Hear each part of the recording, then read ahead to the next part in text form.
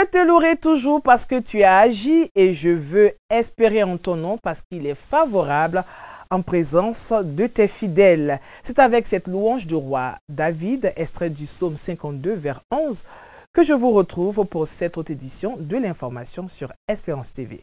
À présent, les titres.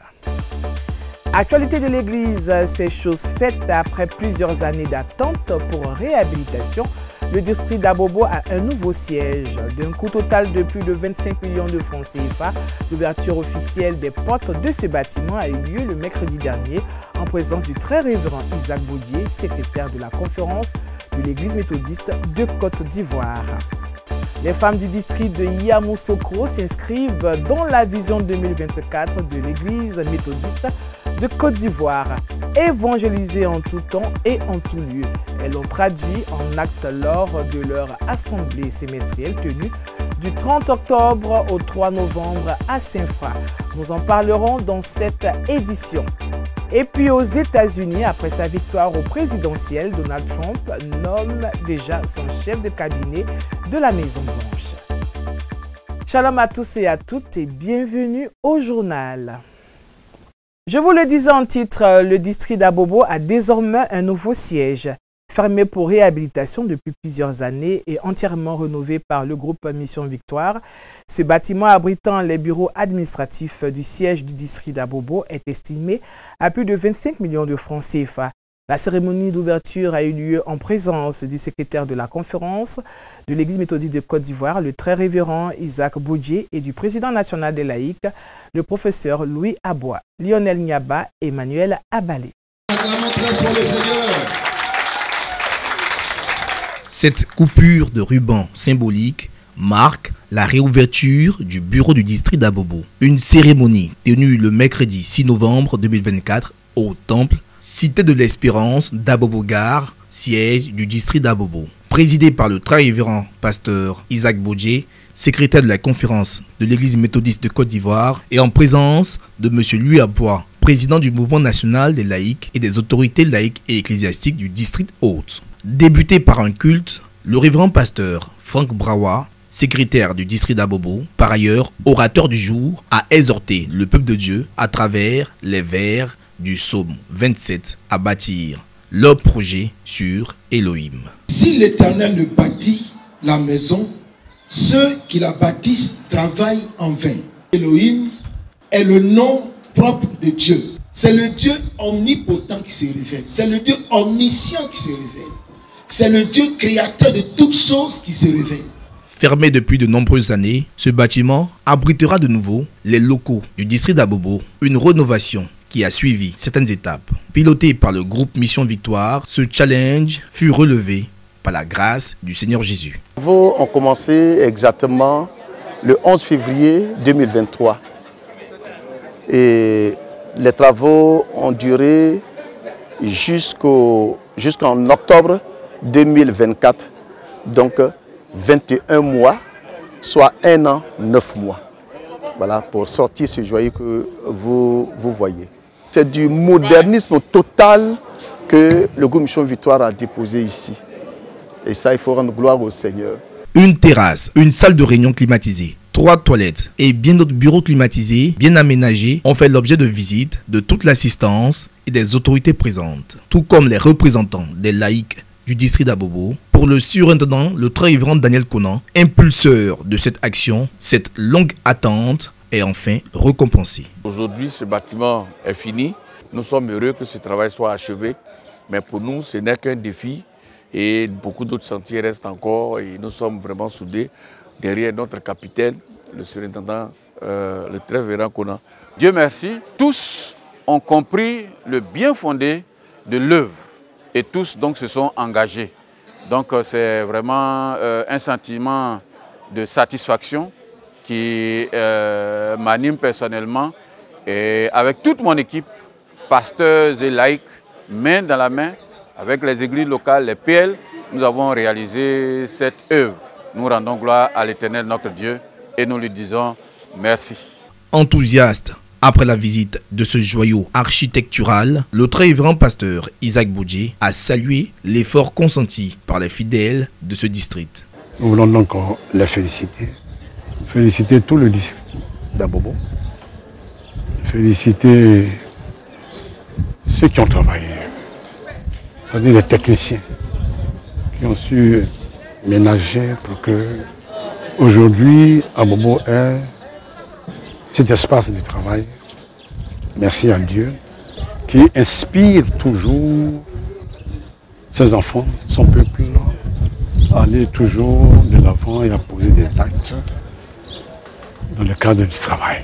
Bâti sur une superficie de 252 mètres carrés au temple Cité de l'Espérance, la cité où tout est possible, le district d'Abobo amorce de nouveaux challenges pour 2025.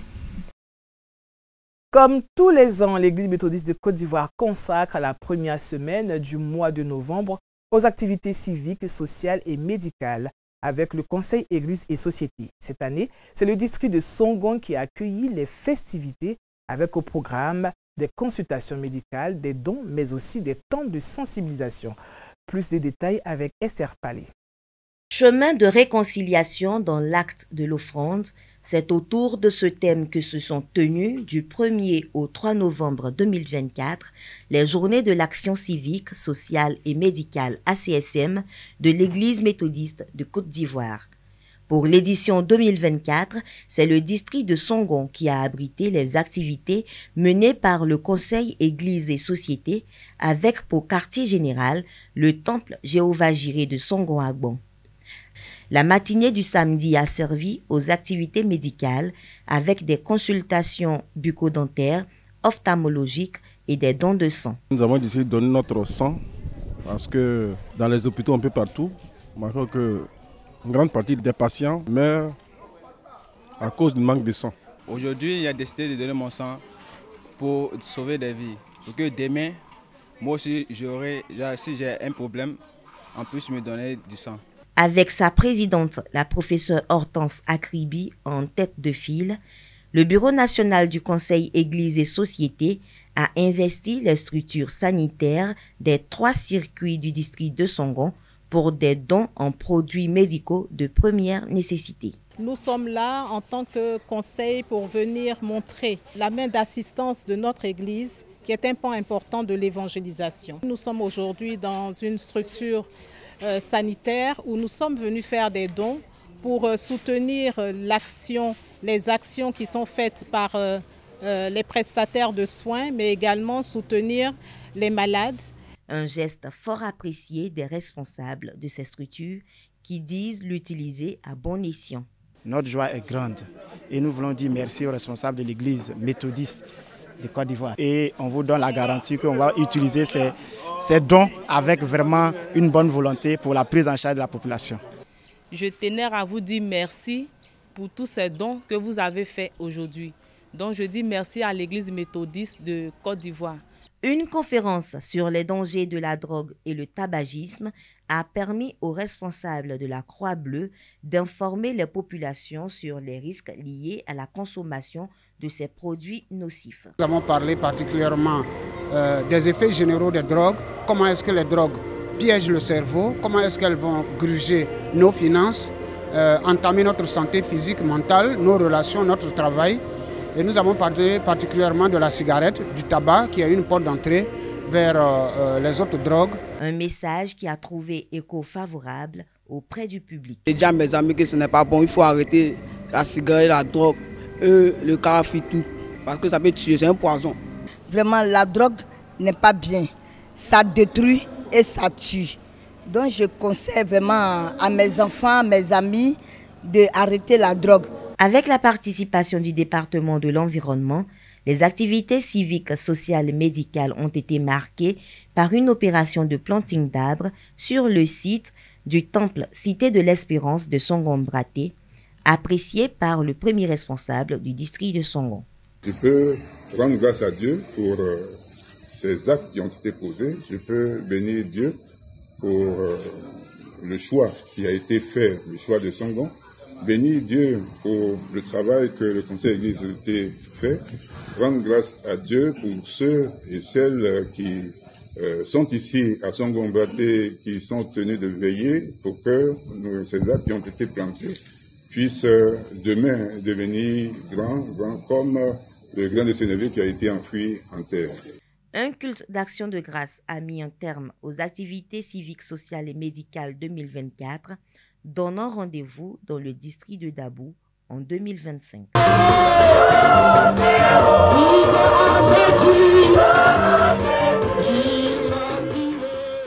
Rendons-nous à Saint-Fra, ville qui a accueilli l'assemblée semestrielle des femmes du district ordinaire de Yamoussoukro. Du 31 octobre au 3 novembre 2024, les femmes de ce district ont traduit en acte la vision 2024 de l'Église méthodiste de Côte d'Ivoire, évangélisée en tout temps et en tout lieu. Avec Aristide Esmel, vivons les temps forts de cette rencontre dans un commentaire de Raphaël Dompé. Évangéliser en tout temps et en tout lieu, ce thème de l'Église méthodiste de Côte d'Ivoire pour l'année 2024 a été mis en application par les femmes du district de Yamoussoukro. Ceci a été effectif lors de l'assemblée semestrielle des femmes méthodistes au temple Sinaï de Saint-Fra. Elles avaient le désir d'imiter la femme sunamite annonçant Jésus dans sa contrée, se référant au texte de Jean chapitre 4, versets 28 à 29. Femmes, allons évangéliser. Nous avons profité de cette opportunité pour aller aussi annoncer Jésus à la population de Saint-Fra. Au cours de cette évangélisation, nous avons rencontré des personnes qui étaient malades, à qui nous avons annoncé l'évangile. Mais en plus de l'évangile que nous avons annoncé, nous avons partagé la nourriture à ces personnes-là.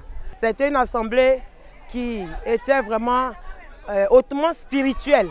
Des enseignements touchant à la vie sociale des femmes, des thèmes sur la gestion du foyer, la santé et la vie spirituelle des femmes ont été abordés. Les participantes à cette réunion de synthèse ressortent satisfaites et s'engagent à l'œuvre. Nous avons vraiment été enrichis spirituellement pendant ces 4 jours. Merci à la présidente Madame Sen Jacqueline.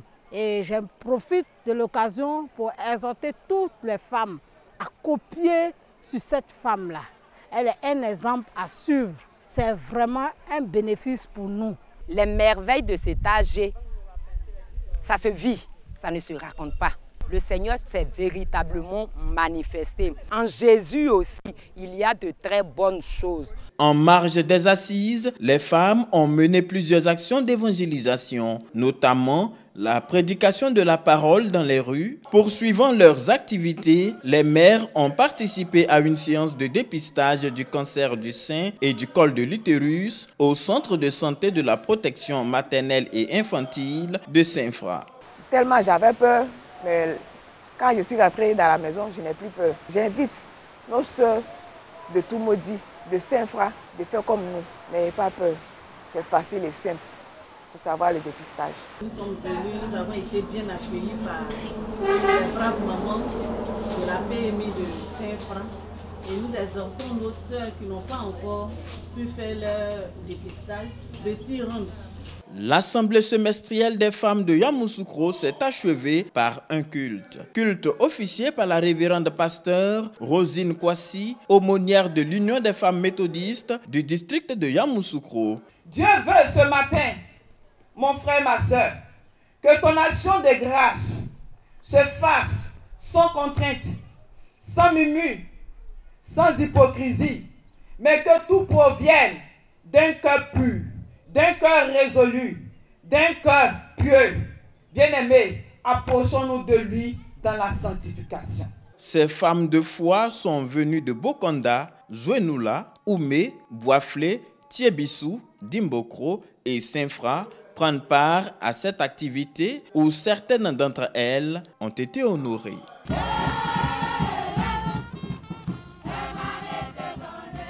Une autre assemblée semestrielle, cette fois avec le circuit de Divo, la dernière du genre de l'année 2024. Elle s'est tenue du 1er au 3 novembre dernier. Le culte de clôture de cette assemblée a eu lieu au temple Ephrata de Divo, présidé par le surintendant, le très révérend pasteur Moïse Ndé, Yokole Zogbe et Raphaël Dompé.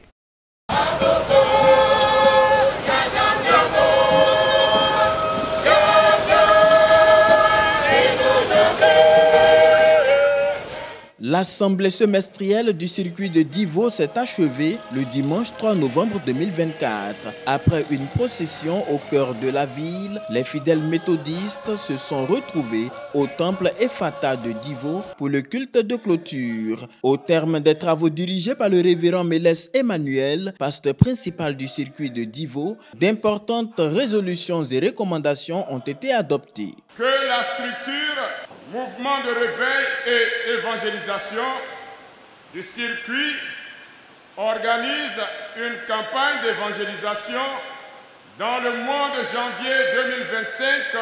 Que la structure Comefa organise un atelier de formation des responsables locaux.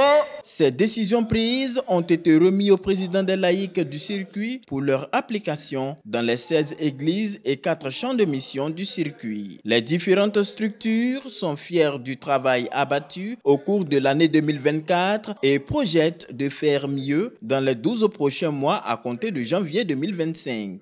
Nous sommes le circuit phare du district, le circuit de Divo et l'église phare de Divo. Et même la plus grande église méthodiste même de Côte d'Ivoire. En l'an 2025, on fera plus avec les fidèles qui ont été réunis. Nous prendrons nos bateaux de pèlerins pour faire un peu plus. Notre objectif a été atteint. Les femmes sont venues en grand nombre et nous continuerons toujours de lancer l'appel à toutes les jeunes filles de se joindre à nous pour pouvoir relever l'église de Jésus-Christ. Officiant du culte, l'orateur a entretenu le peuple de Dieu sur le thème « Quand Jésus entre en scène dans ta vie », inspiré de Luc chapitre 5, versets 1 à 11. Sors de l'obscurantisme dans lequel tu es plongé et rejoins Jésus à la rive. Il est le Dieu de la lumière et alors ta vie sera une vie miraculeuse, en comptant sur sa parole. Suite à cette exhortation, le pasteur a jeté un regard critique sur les assises qui se sont déroulées 3 jours durant. Sur 16 églises, en matière de finances, il n'y a que 2 champs de mission qui sont encore en retard. Sur le plan spirituel, après cette évangélisation que nous avons organisée, nous avons gagné des âmes. Et on a ouvert un centre de mission qui vient renforcer le capital église dans la ville de Divo. Nous étions à 5, aujourd'hui nous passons à 6. Partenaires du circuit de Divo depuis 2011, les responsables du circuit d'Oussrou dans le district de Dabou ont été associés à cette réunion bilan. Une occasion pour le surintendant du district de Divo, très révérend pasteur Moïse Indé, de revenir sur l'importance de cette rencontre. Grâce à la télévision, le monde entier nous a vus et a découvert ce que nous savons faire à Divo ici. Nous avons corrigé ce que nous n'avons pas pu réussir et nous nous sommes projetés à réussir la prochaine fois. Les acteurs du circuit de Divo se sont donné rendez-vous pour une autre rencontre de ce genre en 2025. Restons toujours avec Raphaël Dompé pour parler de Naïboli 2024, 2e édition. Une cérémonie de réjouissance et de retrouvailles avec le peuple méthodiste du district de Guitry. Un moment fort qui a réuni les autorités et cadres de Guitry. Les images.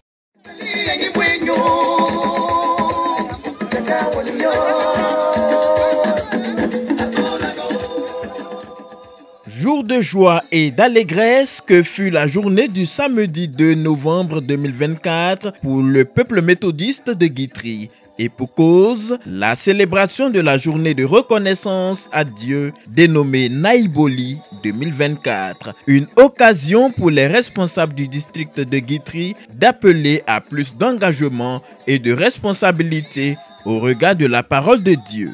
Le district, pour sa grandeur, a besoin de moyens. Et il nous faut constamment avoir à l'esprit notre responsabilité individuelle et collective dans la construction de cette grande œuvre. Afin que désormais, l'on ne nous dise plus « peut-il sortir de Guitry quelque chose de bon ?»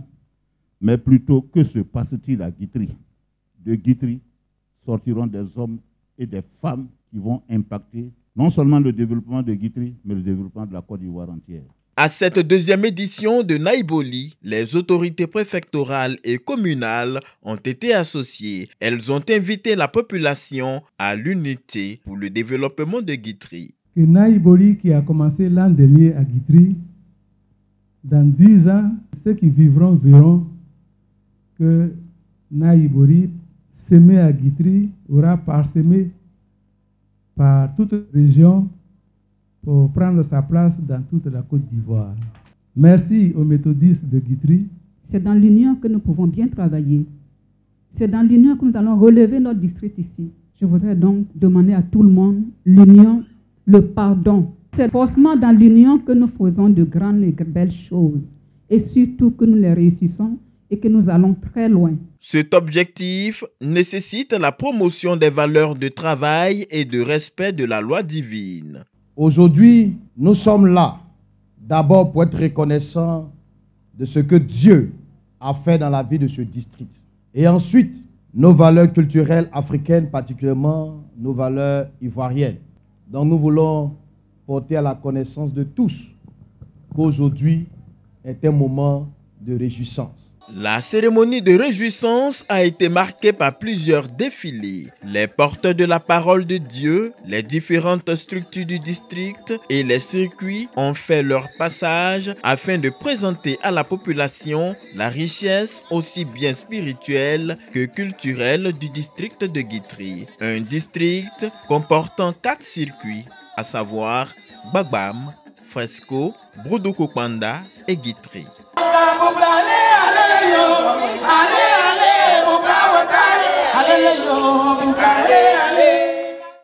Revenons plus au sud pour parler de la fête annuelle des moissons célébrée au temple Bethesda de Bingerville. C'était le dimanche 3 novembre dernier autour du thème « L'âme bienfaisante sera rassasiée et celui qui arrose sera arrosé ». Objectif de cette moisson, achever le temple en construction depuis déjà 2 ans. L'église méthodiste Bethesda de Bingerville a célébré le dimanche 3 novembre 2024 sa traditionnelle fête annuelle de moisson autour du thème « L'âme bienfaisante sera rassasiée et celui qui arrose sera lui-même arrosé », extrait de Proverbes, le chapitre 11, verset 25. Cette journée de reconnaissance avait pour objectif l'achèvement du temple d'une capacité de plus de 2500 places assises. Nous voulons rendre toute la gloire au Seigneur Jésus-Christ de Nazareth qui s'est glorifié en ce jour. Le temple que vous voyez en construction est un temple qui s'est construit, on va dire comme ça, en moins de 2 ans. En moins de 2 ans, et c'est justement ce pourquoi nous avons voulu marquer un arrêt sous l'impulsion de notre premier responsable, le révérend pasteur Serge Eddy, pour dire merci à Dieu d'abord et merci à tous les fidèles qui se sont mobilisés. Donc c'est une moisson de reconnaissance. L'objectif c'est de finaliser la construction, donc c'est pour les finitions. Vous voyez qu'on a fini pratiquement les grosses œuvres. Dans un acte de reconnaissance vêtu de tenues traditionnelles d'origine africaine, les familles issus de toutes les classes méthodistes et des champs de mission ont apporté des vives et non vives comme offrande pour rendre grâce à l'Éternel. Les fidèles de cette communauté et les invités n'ont pas manqué d'exprimer leur satisfaction pour cette énième édition de cette moisson appelée moisson extraordinaire. Aujourd'hui, nous avons eu à notre fête de moisson, notre fête annuelle de moisson. C'était vraiment quelque chose d'extraordinaire, du jamais vu. Nous bénissons le nom du Seigneur, que ce qu'il a commencé dans cette église-là, qu'il puisse l'achever au nom de Jésus. Cette moisson a été fantastique aux yeux de tout le monde. Ça a été fantastique, ça a été une moisson pas possible. C'est ma première année ici, mais ça s'est très bien passé. Je vois l'engouement, tout le monde est dévoué et je pense que c'est la moisson de la bénédiction de tout un chacun de nous. Je sais qu'au sortir d'ici, chacune viendra rendre témoignage parce que moi-même, je suis encore un témoignage palpable de cette moisson. Dieu est fidèle, il ne faillit jamais à ses promesses. C'est en substance le message du révérend pasteur Eddy Serge, orateur du jour en charge de la communauté. Sans murmure ni hésitation. Écrivez ça dans mon document. Quand il s'agit des choses de Dieu, même si c'est un petit prédicateur qui a arrêté de voir lui dire, bien aimé, faisons ça, sans murmure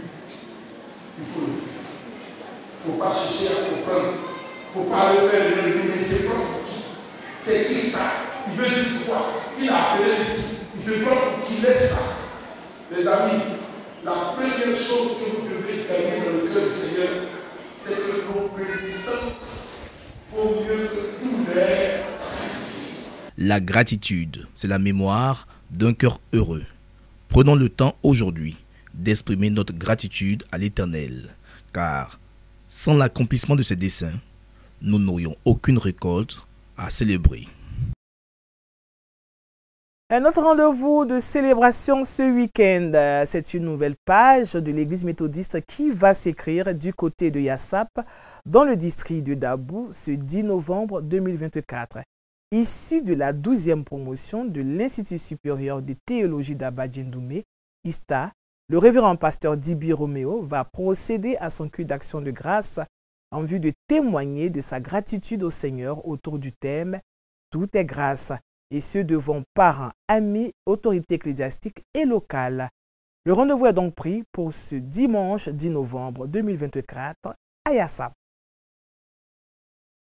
La page internationale à présent. Donald Trump, vainqueur de l'élection présidentielle aux États-Unis, a annoncé ce jeudi 7 novembre la nomination de Suzy Rice au poste de chef de cabinet de la Maison-Blanche.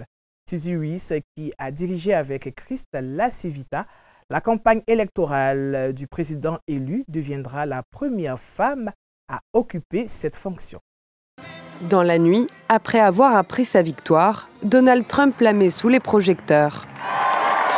Suzy, viens Suzy. Suzy aime rester en retrait. Nous l'appelons la dame de glace.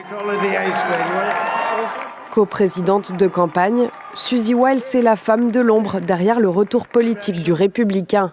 Elle passe de ce poste dans les coulisses à l'une des positions les plus influentes de l'administration américaine. Suzy Wiles devient la première femme à accéder au poste de secrétaire générale de la Maison-Blanche. La confidente du futur président, celle qui l'aide à mettre en œuvre son programme. Suzy Wiles vient de m'aider à remporter l'une des plus grandes victoires politiques de l'histoire américaine. Elle continuera à travailler sans relâche pour rendre à l'Amérique sa grandeur. À 67 ans, Suzy Wiles a une longue carrière politique. Elle intègre la campagne de Ronald Reagan en 1980 avant de devenir consultante en Floride. Cette républicaine modérée a travaillé pour Ron DeSantis, le gouverneur de l'État. C'est en Floride qu'elle joue un rôle central pour aider Donald Trump à battre Hillary Clinton en 2016. Suzy Wiles travaillera aux côtés du futur vice-président, le colistier J.D. Vance. Pour gouverner, Donald Trump pourrait s'entourer d'autres membres de sa garde rapprochée. Parmi eux, Robert Kennedy Jr., le neveu de l'ancien président, qui s'est retiré de la course à l'élection pour Donald Trump. Le républicain s'est engagé à lui confier un rôle important. Lui affirme qu'il a hâte de servir l'Amérique. Elon Musk a contribué à la campagne à hauteur de 120 millions de dollars de dons. Il a plusieurs fois partagé la scène avec le milliardaire. Viens ici, Elon. Il a créé la plus grande entreprise automobile américaine depuis des générations. Et son entreprise de fusée est la seule raison pour laquelle nous pouvons envoyer des astronautes américains dans l'espace. Coupe dans les budgets fédéraux, baisse d'impôts, déréglementation, le patron de Tesla, SpaceX et du réseau social X pourrait être chargé de réaliser un audit gouvernemental en vue de grandes réformes. Retour à Abidjan pour nous intéresser cette fois au 70e anniversaire du temple Israël de Treichville et c'est dans la rubrique Flashback.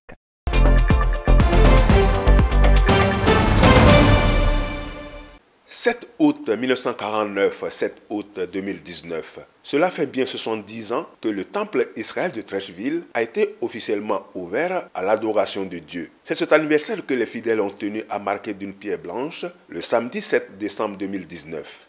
2019 qui sonne pour cette communauté mère du méthodisme à Abidjan de par l'histoire comme point de communion avec les dévanciers dans la foi. 2019 comme point de rupture dans la continuité pour une renaissance. C'est avec une grande joie, non seulement moi, mais toute la communauté de Treichville, de venir fêter sur cet espace aujourd'hui. Et nous ferons tout pour construire un temple digne de ce nom, pour la fierté de la communauté de Treichville et tout méthodiste de Côte d'Ivoire. Ce site du futur temple Israël, ancienne localisation du foyer protestant des jeunes de Treichville, a été généreusement cédé à cette communauté par la conférence de l'Église méthodiste unie Côte d'Ivoire. L'occasion de ces festivités était donc opportune pour les fidèles d'exprimer leur reconnaissance au premier responsable de l'Église. Ce site sur lequel nous nous trouvons aujourd'hui de façon si libre, c'est tout le visage historique, emblématique de l'Église méthodiste unie Côte d'Ivoire, tel qu'on le connaît, qui sera ici peint et représenté de façon magnifique pour élever la gloire du Seigneur. Prenant possession totalement de ce site, il va falloir pour nous rêver grand et beau pour élever ici la gloire de Dieu. Nous ne ferions rien ici si nous ne profitons pas de la disponibilité de Dieu qui nous est assurée. Ces paroles du surintendant Abidjan Sud ont été suivies d'un geste hautement symbolique. C'est en tant qu'ancien de la communauté d'Israël, pour y avoir séjourné en 1964, au moment où il fréquentait le collège d'orientation de Treichville, que le bishop Benjamin Boni a tenu à féliciter pasteurs et laïcs qui ont œuvré au développement de l'Église. Quand Dieu décide, il a décidé, il accomplit. Tout ce que nous avons à faire, c'est de nous incliner devant lui, c'est de lui dire merci, c'est de lui dire papa, viens à notre secours, c'est de nous mettre totalement à sa disposition, et ce qu'il a décidé de nous donner, il le donnera. Que Dieu, le souverain maître des cieux de la terre, accomplisse ce qu'il a décidé.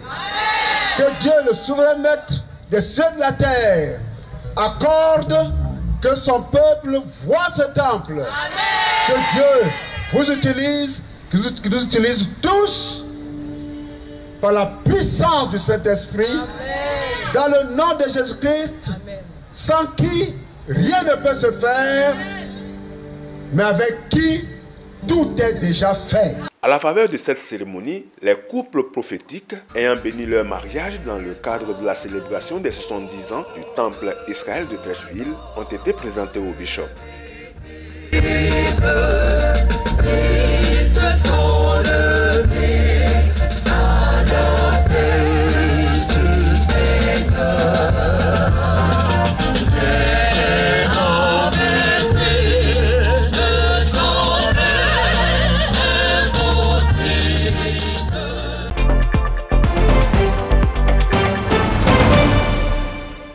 Ainsi, nous refermons les pages de ce journal. Merci à vous de nous avoir suivis. Excellente suite de programme sur Espérance TV. Que Dieu vous bénisse et bon week-end.